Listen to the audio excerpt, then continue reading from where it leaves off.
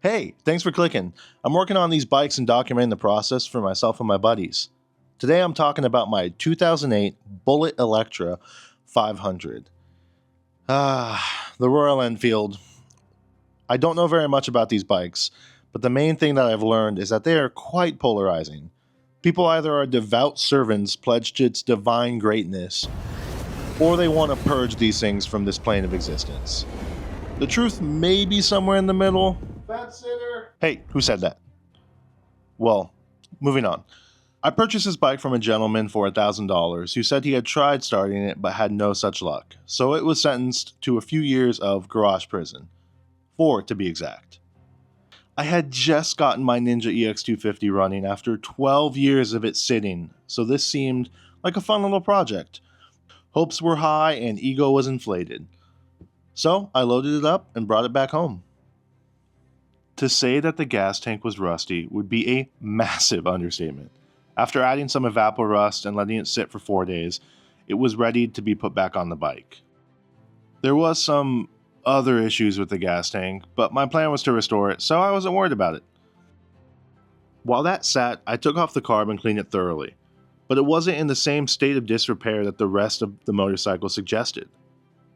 I then tackled the rat's nest underneath the Royal... this is a Harley seat. Okay. I only paid $1,000, which my friend John said was $1,000 too much, but come on. A quick side note, my plan is to keep the EX50 and just ride it and sell a variety of bikes so I can see the styles that I like before I buy a longer term motorcycle in a year or so. Or sooner. Again, I'm new to this process and I'm just hungry to experience all sorts of motorcycles. Moving on and under the seat gave way to a rat's nest of wires, and it was instantly clear why I wasn't getting power. I wish I would have had the forethought to show you the spaghetti-like bundle of master engineering, but again, I decided to document this after. So cool. I do, however, have the moment I got the lights and the front controls to work, and soon after, get the bike started. Yeah.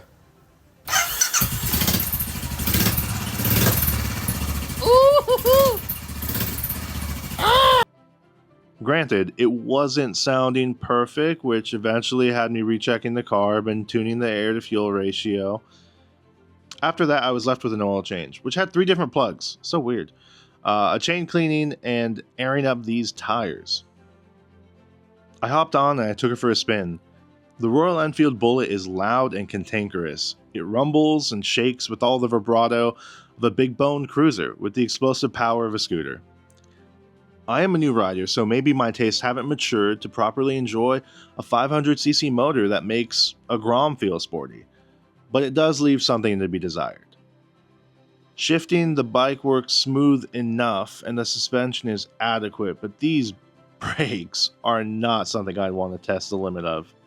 I even bled the brake fluid to make sure I was giving this bike a fair shake, but the performance was not confidence inspiring. Also, I know I just said that the shifting was great, but that was at the time of writing this. I've since ridden it, and you kinda have to kick it like a mule. It is what it is, it never skips neutral. It's a weird deal. I mean, I'm okay with it as long as you know what's going on, but it's weird.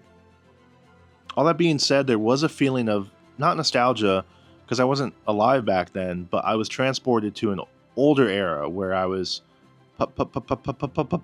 putting sorry, home to my family after getting back from the old war or something in that same vein. Is it for me? No, it's not.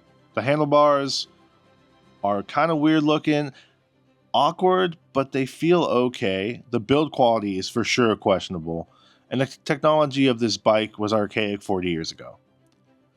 As of the time of this video, I have listed the bike online, and people do seem to be fervently clamoring over each other to come see it.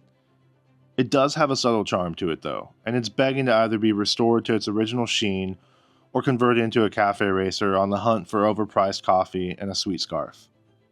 But that's not my project. Thanks for your time. Bye.